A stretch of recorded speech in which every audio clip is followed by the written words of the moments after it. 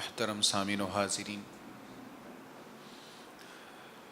8 ستمبر کے خطاب میں ہم نے ختم نبوت کے مسئلہ پر گفتگو کی تھی اور اس میں ختم نبوت کے مضمون پر احادیث جو ہیں ان کو بیان کیا تھا۔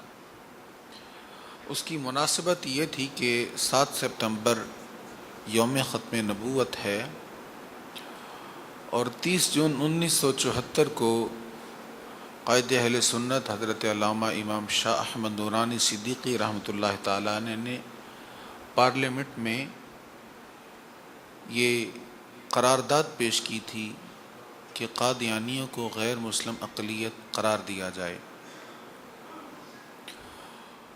اور یہ عظیم تحریک چلی تھی اور 7 ستمبر 1974 کو پاکستان کے پارلیمنٹ نے متفقہ طور پر اس قرارداد کو تسلیم کیا اور آئین کا حصہ بنا دیا گیا کہ جو حضور صلی اللہ تعالیٰ علیہ وآلہ وسلم کو آخری نبی نہیں مانتا وہ مسلمان نہیں بلکہ وہ کافر ہے۔ چونکہ ہم نے اپنے عقائد، اپنے نظریات کی حفاظت پر وہ توجہ نہیں دی جو دینی چاہیے، مسلم گھرانوں میں، ہمارے معاشرہ میں یہ مرض عام ہو گیا کہ ہماری نسلیں، ہماری اولادیں، ہمارے بچے، ہمارے عزیز وہ اس درد سے ناآشنا ہیں۔ اس طرح کے مسائل کو وہ سمجھتے ہیں شاید یہ کوئی فرقہ واریت کا مسئلہ ہے، شاید کوئی جیسے نماز میں فاتحہ خلف الامام یا رفع الیدین کے اختلاف ہیں، جیسے قربانی کے چوتھے دن کا اختلاف ہے یا بھینس کی قربانی کرنی چاہیے کہ نہیں چاہیے یہ اختلاف ہے، ایسے ہی یہ اختلاف ہے۔ تو فروعی اختلافات پر اس کو قیاس نہیں کرنا چاہیے، یہ بہت بڑا مسئلہ ہے اور بنیادی مسئلہ ہے۔ گزشتہ دنوں آپ بخوبی واقف ہیں کہ نئی ترمیم پارلیمنٹ میں پیش ہوئی، اس میں عمدن یا سہون پتہ نہیں، اللہ بہتر جانتا ہے، لیکن جو حقائق سامنے نظر آتے ہیں اس سے تو بظاہر یہی محسوس ہوتا ہے کہ اس طرح کے نازک مسئلے کو سہون نہیں چھیڑا جا سکتا۔ اب سارے پارلیمنٹیرینز کو تو ہم نہیں کہتے کہ وہ اس چیز کو سمجھتے ہوں گے، انہیں ادراک ہوگا، ہم حسن ظن رکھتے ہیں، ہو سکتا ہے انہوں نے اس چیز پر غور نہ کیا ہو اور جو ترمیم ان کے مقصود تھی، جس پر ان کی توجہ تھی، فوکس کیا ہوا تھا، اسی پر دھیان کرتے ہوئے ادھر دھیان نہ دیا ہو۔ لیکن جس نے اس کو لکھا ہے اور جس نے اس پر سارا کام کیا ہے اس سے یہ سہون نہیں ہوا۔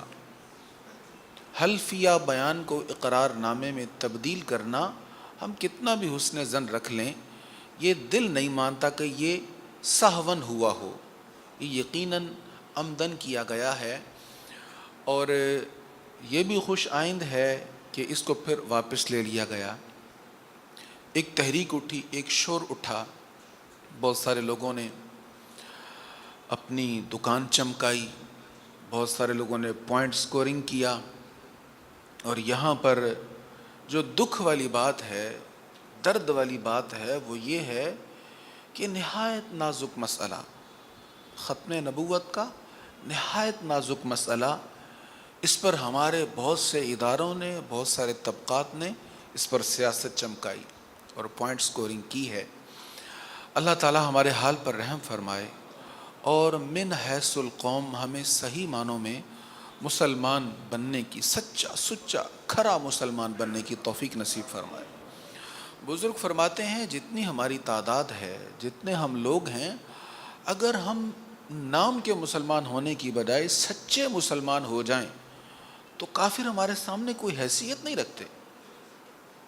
اتنے لاکھ لوگ ہم گنتے ہیں کہ اتنے لاکھ لوگوں نے حج کیا، اتنے لاکھ لوگ اگر مخلص صحیح معنوں میں مسلمان ہو جائیں، اس صحابہ علیہم الرضوان والے جذبے، وہ محبتیں، اس کی خیرات لے کر آ جائیں، تو کفر کی کیا حیثیت ہے ہمارے سامنے؟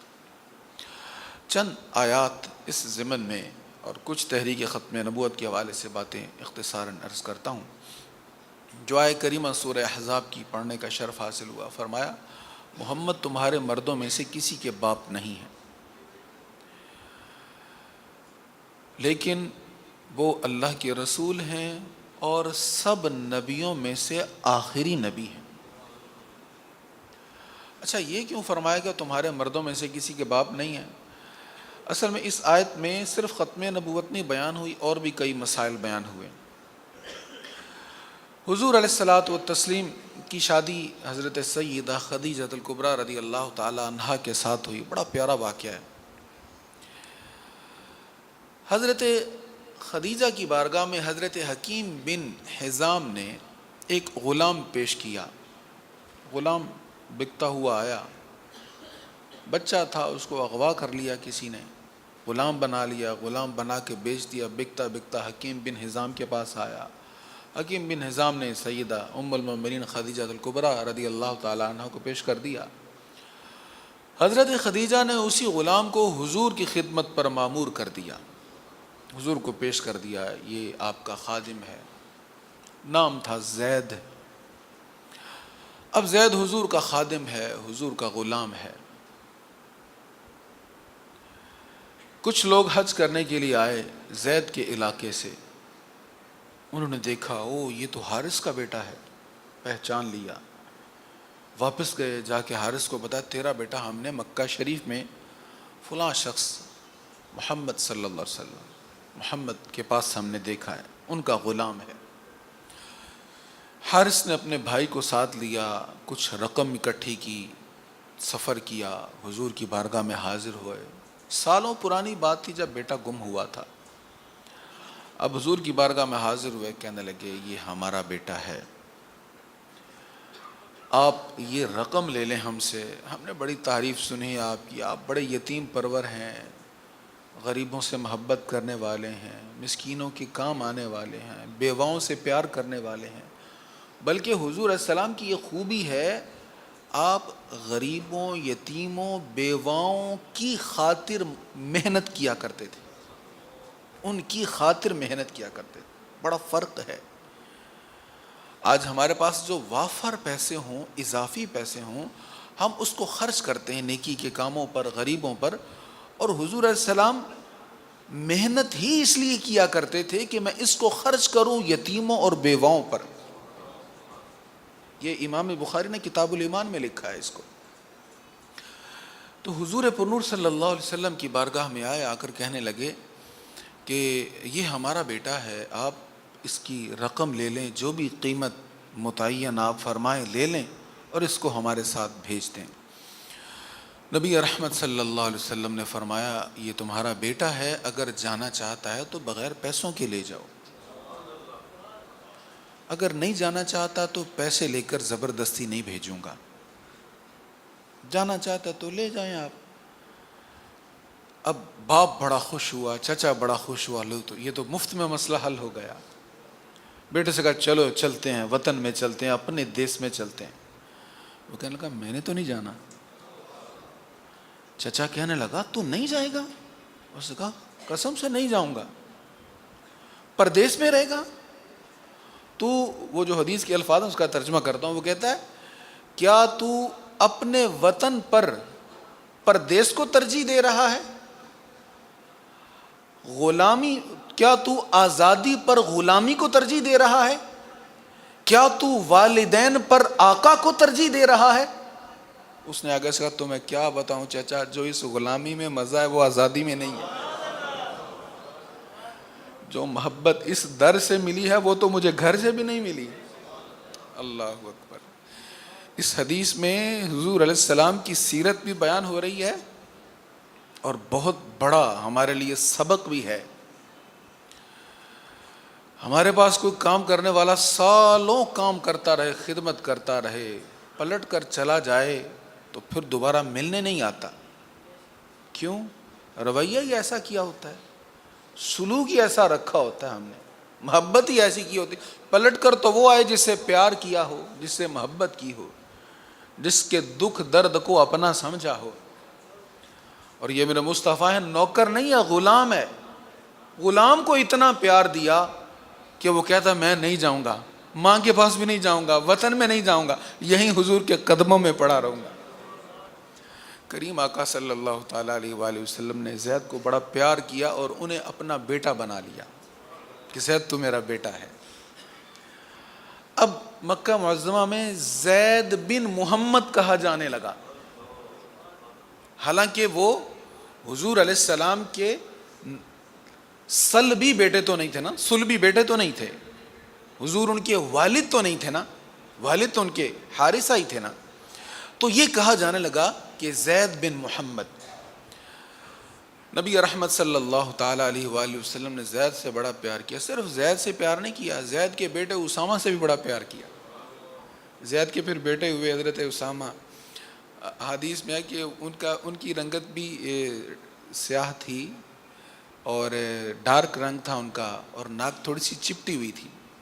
تو سرکار ان سے بھی بڑا پیار کیا کرتے. تو غلام زیادہ ہے. یہاں ہم پاس بٹھاتے ہوئے تھوڑا سا دیکھتے ہیں, یار نوکر پاس بیٹھے گا مہمانوں کے سامنے تو کیسا لگے گا, اچھا نہیں لگتا نا ہمیں. کھانا کھانے کے لیے جب اکٹھے بیٹھتے ہیں نا تو ٹیبلیں بھی الگ الگ ہوتی ہیں, ایک سٹیٹس کے لوگ ہوں. اور یہاں حضور اسلام فتح مکہ کا دن ہے, مکہ شریف میں داخل ہو رہے ہیں, اور میرے آقا کا انداز کیا ہے, حضور کا سر انور اونٹ کی کوہان کے ساتھ بار بار مس ہو رہا ہے, اتنا جھکا ہوا ہے. اب اپنے ساتھ کسی بھی سردار کو لے جا سکتے تھے حضور مکہ معظمہ میں, سیدنا صدیق اکبر, عثمان غنی, عمر فاروق سردار ہیں, لیکن حضور کے ساتھ کون بیٹھا ہوا ہے؟ مکہ میں داخل ہوتے وقت حضور کے پیچھے بیٹھنے والے اسامہ بن زید ہیں. غلاموں کو کیسی توقیر دی میرے آقا کریم علیہ السلام نے. حضرت زید کی شادی حضرت زینب رضی اللہ تعالی عنہا کے ساتھ ہوئی. نباہ نہ ہوا, طلاق ہو گئی. اب حضرت زینب کا نکاح نبی رحمت جان دو عالم صلی اللہ تعالیٰ علیہ وآلہ وسلم کے ساتھ اللہ کے حکم سے ہوا. جب آپ کا نکاح ہوا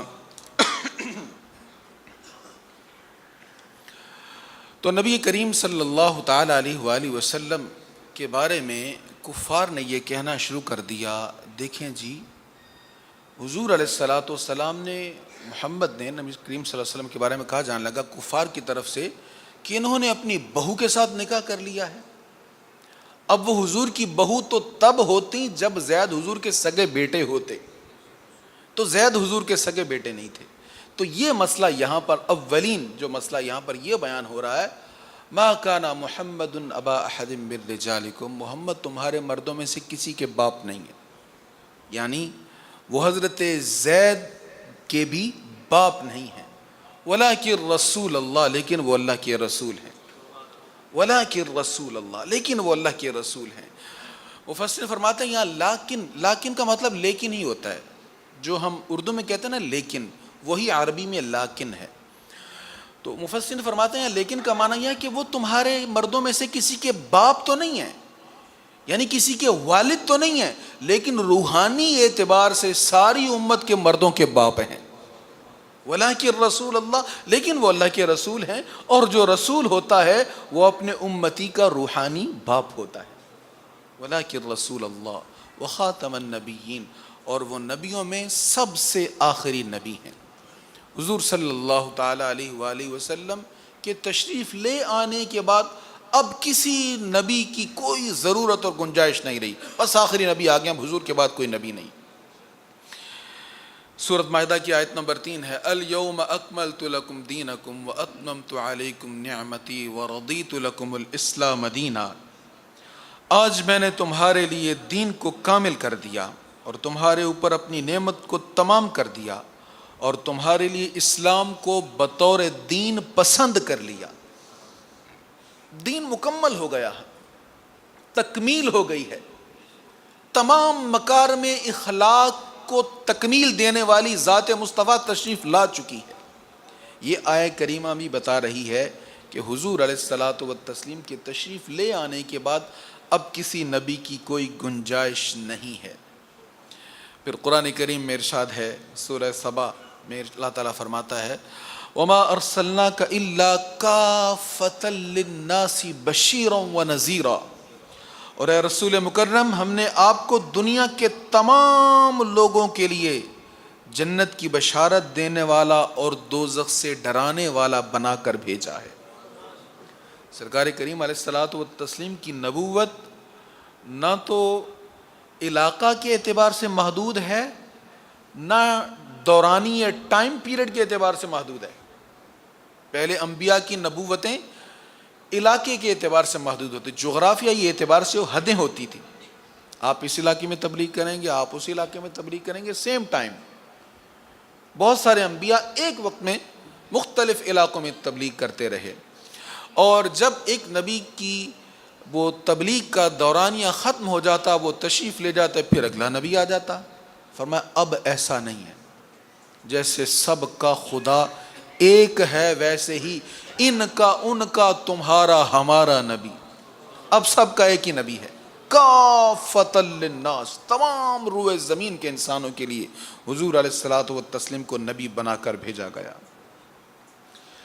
حضور پرنور صلی اللہ تعالیٰ علیہ وآلہ وسلم کے متعلق یہ آیت تو آپ نے بارہا سنی، وما ارسلناک الا رحمۃ للعالمین، ہم نے آپ کو نہیں بھیجا مگر رحمت بنا کر تمام جہانوں کے لیے، تمام جہانوں کے لیے میرا مصطفیٰ کریم علیہ الصلاۃ والتسلیم رحمت بن کر تشریف لائے۔ حضرت ثوبان بیان کرتے ہیں نبی کریم صلی اللہ تعالیٰ علیہ وآلہ وسلم نے فرمایا بے شک اللہ تعالیٰ نے میرے لیے تمام روئے زمین کو لپیٹ دیا اور میں نے اس کے مشارق و مغارب کو دیکھ لیا، مشارق و مغارب کو دیکھ لیا۔ ان قریب میری امت میں 30 کذاب ہوں گے، 30 کذاب ہوں گے، ان میں سے ہر ایک کا زوم ہوگا کہ وہ نبی ہے، اور میں خاتم النبیین ہوں، میرے بعد کوئی نبی نہیں ہے۔